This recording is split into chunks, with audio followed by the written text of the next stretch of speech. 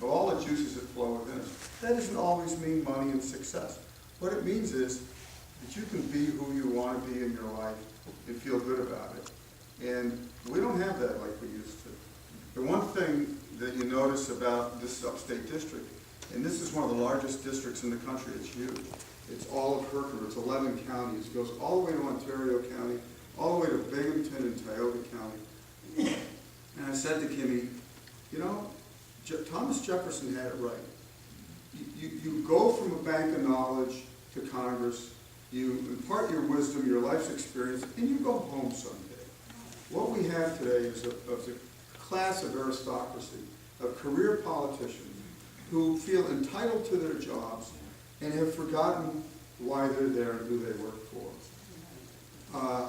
I thought, okay, I'm lucky. I got a few bucks. I'm a member of the Cato Institute, which is a libertarian group. You know, I don't believe everything they say, but a lot of it, and I know the issues. I'm a member of the Foundation on Economic Education. I said, you know, I'm going to make a fool of myself, Kimmy. I'm going to spend a ton of money, and I'm going to go out, and I'm going to give Mr. Arcuri a run for his money. I looked at his record, I looked at the race, and I said, you know, I hired a consultant, and I realized that he was out of sync with the district. And I went to a consultant, and I said, what are my chances of winning? The guy said 0 to 25%. And I thought, well, that's pretty good, because you know, it's kind of better than the life gave me when I started, and it's been enough to climb anyway. The long and short of it is, I did what you know about. I ran for Congress in 2008, in arguably the worst year in 50 years, as a complete outsider who was outspent by $600,000. And I had the #1 race against an incumbent in the United States. Out of 223 races, we were the closest race in the country. And I started late, and I honestly did not know. I knew what I was doing, but not at first. You know, I got myself in. It's 11 counties. It's parades and all these surreal, kind of crazy things that you do that are fun, but nevertheless, some of it's unusual. I'd never been in a debate. I'd never spoken in front of people like you before. And so I did that and had a close race.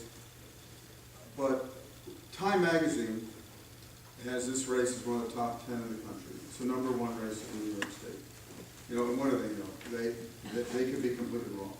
But it's a different race this time, and we think we can be successful. But that's not really the point, because there's not a person in this room who should care whether or not I'm successful or running for office. I'm not entitled to represent you. I have to earn it through what I tell you, and then beyond that, what I do. So when you win a race, that's the beginning, not the end.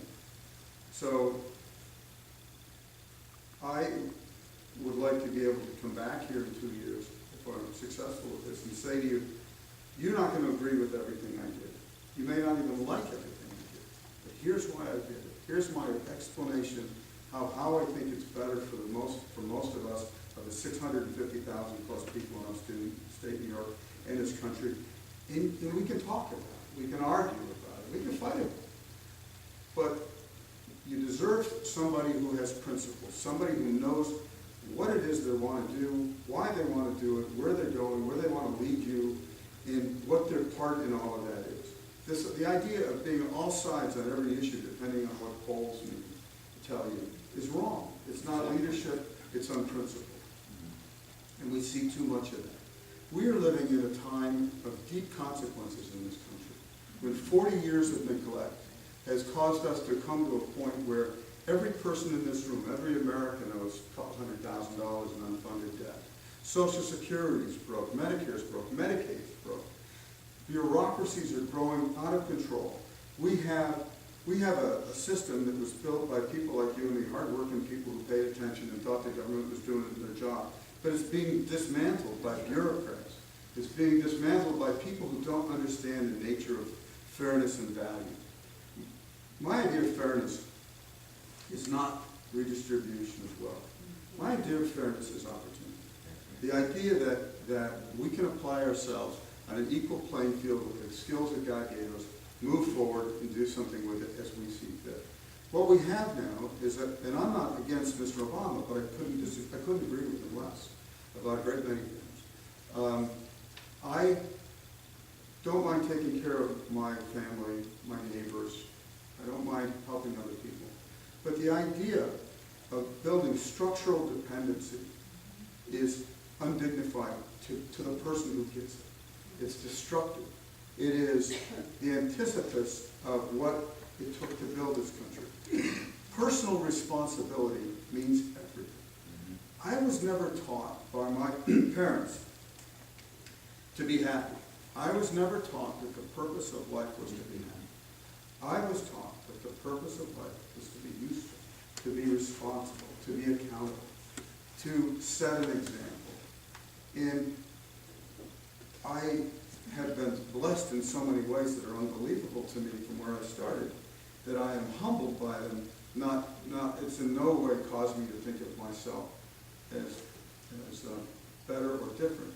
What it has is made me deeply appreciate that I live in a country that has allowed me to do these things that I have done. And what's more and even bigger is that I can actually stand here and tell you I'm running for Congress now. I don't know if I'll win or not. Everybody thinks we will. That's up to a lot of people, including you. But people, average people, need to realize that we are at a pivotal point in this country. We are at a point where we are unwinding those things that made us great. That we are ignoring our responsibilities to the future. That we have put ourselves in a position where